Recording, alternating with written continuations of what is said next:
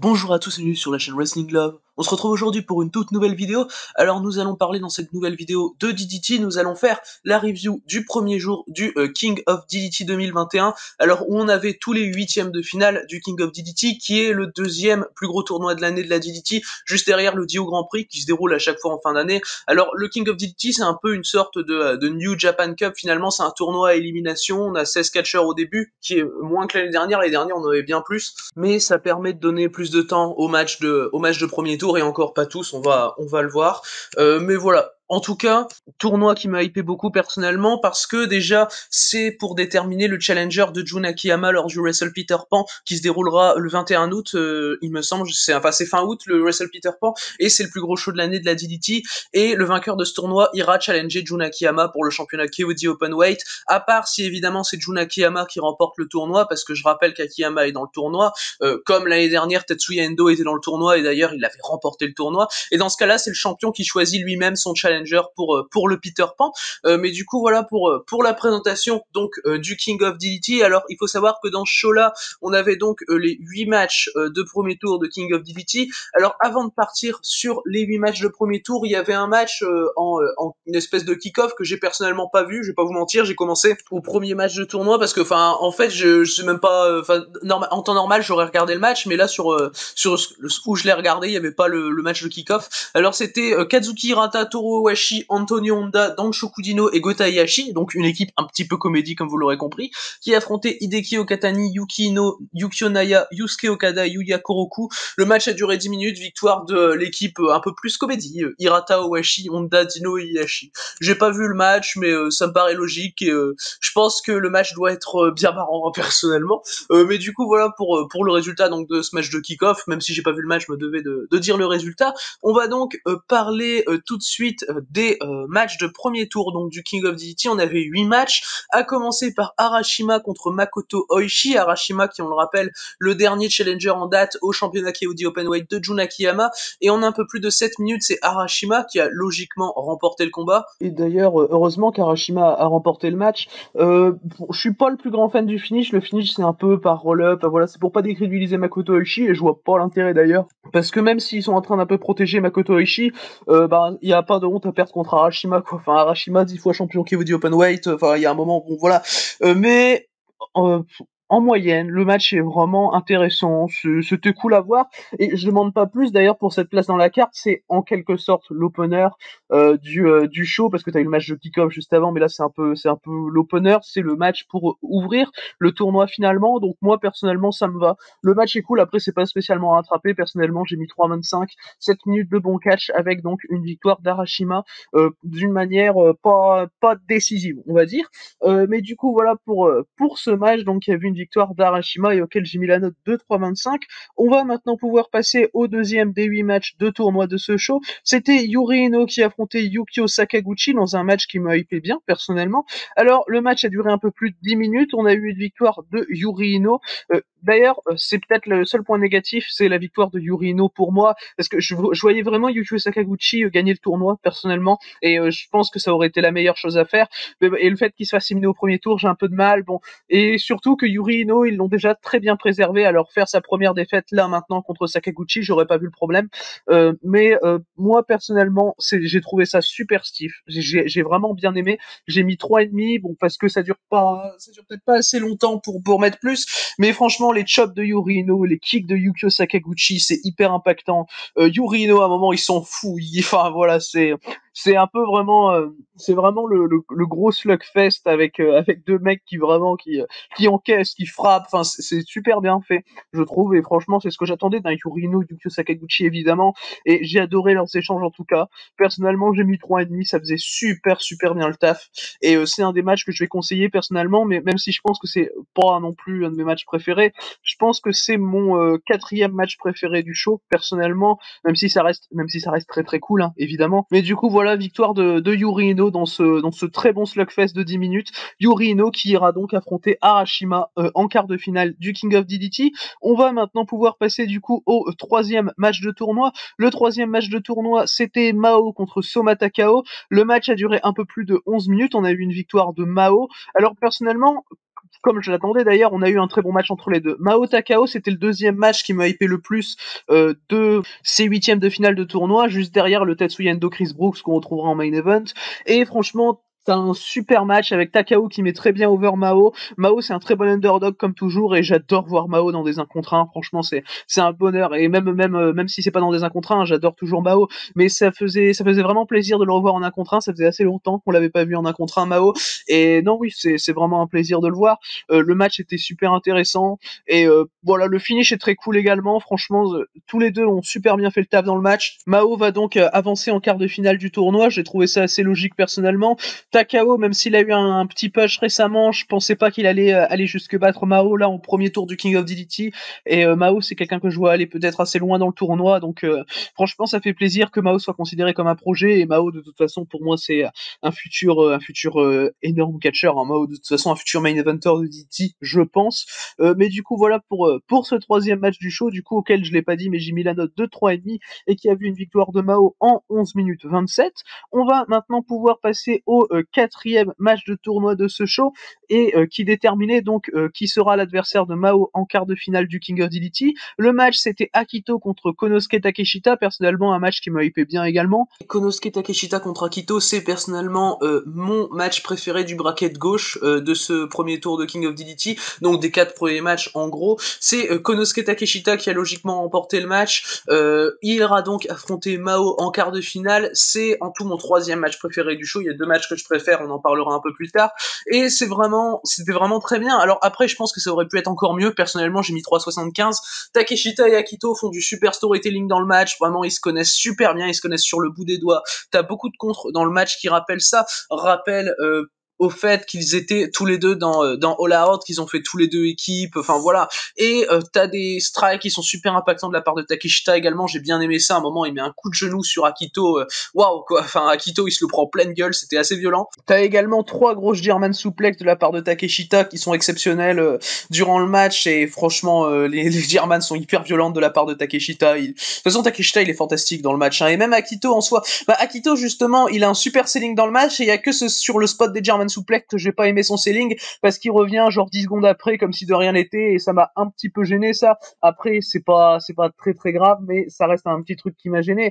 Après ça reste vraiment très très bon et voilà vraiment en tout cas match que je conseille personnellement à gros 3,75, du très bon storytelling, de la bonne technique également. Akito qui va essayer de prendre Takeshita dans des soumissions. Enfin c'était assez cool à voir en tout cas et je conseille donc ce match. C'est l'un des 3 matchs que je conseille vraiment de ce premier tour du King of DDT. J'ai mis la note de 3,75, ça aurait peut-être pu être encore mieux, mais ils ont fait super bien le taf. Ça a duré 12 minutes 30 donc et victoire de Konosuke Takeshita.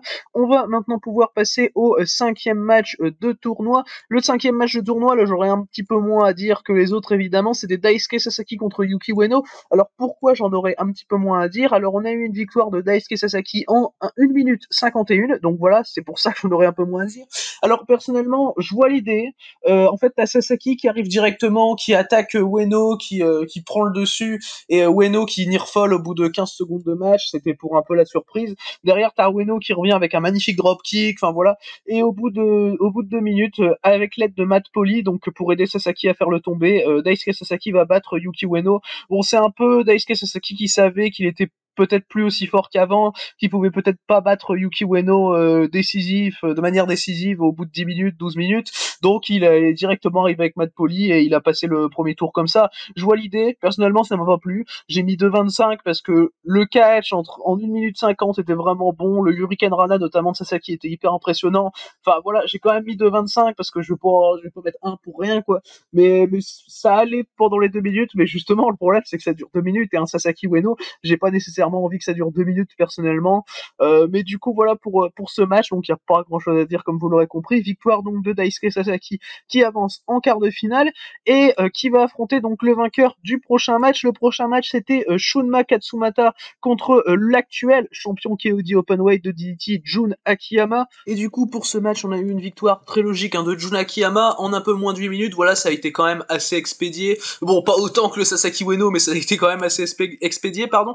Alors Alors le match commence avec Katsumata qui attaque directement Akiyama, qui fait preuve de super volonté, enfin voilà, qui met d'ailleurs un espèce de chapeau là sur Akiyama, c'était c'était assez drôle. Akiyama il s'en fout, il avance sur Katsumata, il garde son chapeau. Katsumata va tenter des dropkicks sur Akiyama, mais ça fera aucun effet. Akiyama s'en fout complètement, innocel.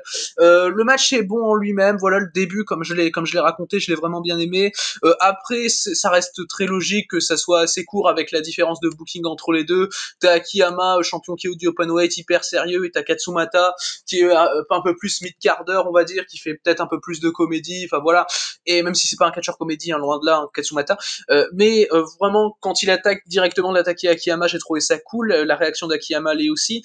Vraiment, comment dire, Akiyama va mettre des moves bien stiff hein, sur Katsumata. Katsumata va résister très bien d'ailleurs dans ce match. Bon, il va être un bon underdog. Il va à un moment vers la fin sortir ses Lego pour essayer de battre Akiyama. Finalement, ça va se retourner contre lui. Akiyama va battre Tsunma Katsumata par roll-up sur les Lego, il me semble. Et franchement, j'ai trouvé ça cool personnellement. En fait, Akiyama bat Katsumata à son propre jeu finalement. Et Akiyama ressort assez intelligent. Après le match en lui-même, pas ouf. Voilà, moi j'ai mis 3,25, ça faisait bien son taf. C'était un bon match, voilà pour où il était dans la carte finalement avant les deux gros matchs de la partie droite du tableau du King of DDT. Je cherche mes mots. Du coup voilà pour ce match donc remporté par Jun Akiyama. On aura donc au prochain tour un Jun Akiyama contre Daisuke Sasaki qui me hype énormément personnellement. J'espère que ce sera bien booké. Voilà, que ce sera pas comme Sasaki Ueno par exemple. Du coup, on va pouvoir passer au pré-main event de ce premier jour du King of DDT 2021. Le pré-main event, c'était Kazusada Higuchi qui affrontait Naomi Yoshimura. Alors, Higuchi contre Yoshimura, personnellement, là aussi, on avait un match qui m'a hypé beaucoup personnellement. Le match a duré un peu moins de 11 minutes. On a eu une victoire assez logique hein, de Kazusada Higuchi. Higuchi que je voyais personnellement aller en finale du tournoi pour aller affronter Sakaguchi dans un match entre les deux mecs d'Eruption. Mais bon, maintenant avec l'élimination de Sakaguchi, ça rabat un petit peu les cartes, même si je vois quand même Higuchi aller vraiment loin dans le tournoi. Alors pour moi c'est le deuxième meilleur match du show, personnellement j'ai mis 3,75 comme le Takeshita Akito, mais c'est un 3,75 qui se rapproche du 4, contrairement au Takeshita Akito où c'est un 3,75 qui est plus vers le 3,5. Alors personnellement j'ai adoré le match, bon évidemment c'est Higuchi contre Yoshimura, il y a eu des super échanges de chops qui m'ont vraiment impressionné. Non, les échanges de chops c'était magnifique franchement, c'était hyper stiff franchement, et que ce soit Higuchi ou Yoshimura ça allait mais à fond, et c'était vraiment super strong, et c'est ça qui a rendu le match excellent, parce que franchement le match il est basé sur des échanges de chop, hein, très honnêtement il n'y a pas spécialement plus que ça. À la fin Higuchi va gagner avec une espèce de powerbomb hyper strong, et c'était assez magnifique. Donc voilà, moi j'ai mis 3,75 personnellement. C'est pas quelque chose qui est vraiment hyper riche à raconter finalement, mais c'est vraiment le gros slugfest avec des big guys qui se mettent des gros chops, et c'était un plaisir. Voilà, c'était vraiment un plaisir à regarder. Et franchement, si vous aimez pas ce style de combat avec majoritairement des chops et vraiment de deux gros japonais qui se tapent sur la gueule, regardez pas. Mais si vous aimez, c'est pour vous quoi. Et moi j'adore, et c'était pour moi. Moi j'ai mis 3,75, j'étais proche du 4 très honnêtement pour vous donner une idée en fait. Mais voilà, victoire de Kazusada Higuchi qui est assez logique comme j'en ai parlé, qui ira donc en quart de finale du King of DDT. On va parler maintenant du main event de ce show. Le main event de show, c'était le match qui m'a hypé le plus, c'était Tetsuya Endo contre Chris Brooks, et comme vous l'aurez compris, c'est mon match préféré du show. On a eu une victoire au bout d'un peu moins de 21 minutes de Tetsuya Endo, l'ancien champion KOD Openweight. Personnellement, je lui ai mis, comme le Higuchi Yoshimura, comme le Takeshita Akito, la note de 3,75, et là c'était vraiment très proche du 4, et à un moment j'étais à 4 dans le match, mais je suis passé à 3,75 à cause de la fin, que j'aime pas particulièrement, qui est pas spécialement mauvaise, hein, mais que j'aime pas particulièrement. Alors franchement, Brooks et Endo ont fait un super match, du début à la fin, c'était excellent, ils ont une super alchimie, ça c'est assez clair, et les deux ensemble, ou même pas ensemble spécialement, mais ils peuvent pas faire de mauvais match. Jamais tu vois un mauvais match avec que ce soit Chris Brooks ou Tetsuya Endo, c'est assez impossible. Les deux mecs sont complètement excellents. Alors t'as un spot proche de la fin que j'adore, c'est un underhook Canadian Destroyer de la part de Tetsuya Endo. Alors non, j'adore pas le spot pour le spot, mais en fait si vous voulez, t'as Endo qui fait un Canadian Destroyer un peu plus tôt dans le show, un Canadian Destroyer entre guillemets basique, voilà, un Canadian Destroyer normal, sans le underhook, et ça passe, mais il arrive pas à enchaîner avec ça, et du coup il accélère un peu en termes de violence du spot, et il le fait en underhook, son Canadian Destroyer, et moi j'ai trouvé le fait qu'il modifie la prise un peu plus tard dans le match vraiment intelligent par rapport au move qu'il avait fait un peu plus tôt dans le match, et l'importance des spots finalement va avancer dans le match, que j'aime bien personnellement naturellement et va avancer assez logiquement. Donc voilà, moi ça m'a plu. Après la fin, pour vous raconter pourquoi je suis pas fan de la fin, très honnêtement, c'est vraiment la formule de fin que j'aime pas. C'est pas une formule qui est mauvaise, mais celle-là c'est pour le coup un avis personnel, c'est moi j'aime pas cette formule de fin. C'est vraiment le gros move, kick out, finish. Enfin voilà, vraiment t'as pas de transition entre les gros moves et les near fall, et enfin voilà, t'as pas de transition finalement juste avant le finish, de par les gros moves et les near fall. Donc moi personnellement ça va toujours me déranger, même si, enfin voilà, c'est une formule qui va toujours me déranger personnellement, et c'est pas spécialement mauvais, mais c'est une formule qui me convient pas personnellement pour une fin. J'ai besoin d'une vraie transition, et là ça m'a un petit peu dérangé pour le coup. Après, le match reste vraiment excellent. Tetsuya Endo, Chris Brooks, franchement, sont hyper fluides dans leur catch. Brooks va vraiment, il attaque directement Tetsuya Endo. D'ailleurs, Chris Brooks, il va essayer des soumissions. Enfin voilà, il va essayer finalement de fatiguer Endo petit à petit. Et moi, j'ai trouvé ça bien cool. Endo va bien répondre. Et enfin voilà, vraiment très bon match en tout cas entre Endo et Chris Brooks. J'ai rien à dire nécessairement de plus. Victoire de Tetsuya Endo, donc qui ira affronter Kazusada Higuchi en quart de finale. C'est un match qui m'hype beaucoup personnellement, puisque Endo contre Higuchi, ça avait été mon deuxième match préféré de tout le Dio Grand Prix l'année dernière, en décembre dernier. Mon match préféré du Dio Grand Prix l'année dernière étant le Takeshita Arashima. Et du coup, voilà, c'est cette victoire de Tetsuya Endo sur Chris Brooks dans un match d'un peu plus de 20 minutes, auquel j'ai mis la note de 3,75, qui conclut ce show. Le show dans l'ensemble était vraiment super. Super à voir. Bon, j'ai pas vu le match de kick-off, très honnêtement, mais les 8 matchs de tournoi sont vraiment super cool à voir. Bon, t'as le Sasaki Ueno qui est une déception pour ma part, certes, mais t'as des excellents matchs. Alors personnellement, je vais conseiller des matchs. Alors je conseille de voir le Tetsuya Endo Chris Brooks, le Kazusada Higuchi Naomi Yoshimura et le Konosuke Takeshita Akito. Si vous avez le temps, t'as le Yurino Yuyu Sakaguchi qui vaut également le coup. Mais voilà, les 3 matchs à conseiller selon moi, c'est les 3 matchs que j'ai cités précédemment, auxquels j'ai mis tous les 3 la note de 3,75. Du coup, voilà pour ce show, voilà pour cette review, donc du premier jour du King of DDT 2021, show qui s'est déroulé le 10 juin. Merci à vous d'avoir écouté cette vidéo, j'espère qu'elle vous aura plu, et donc d'ici les prochaines vidéos, je vous dis à la prochaine.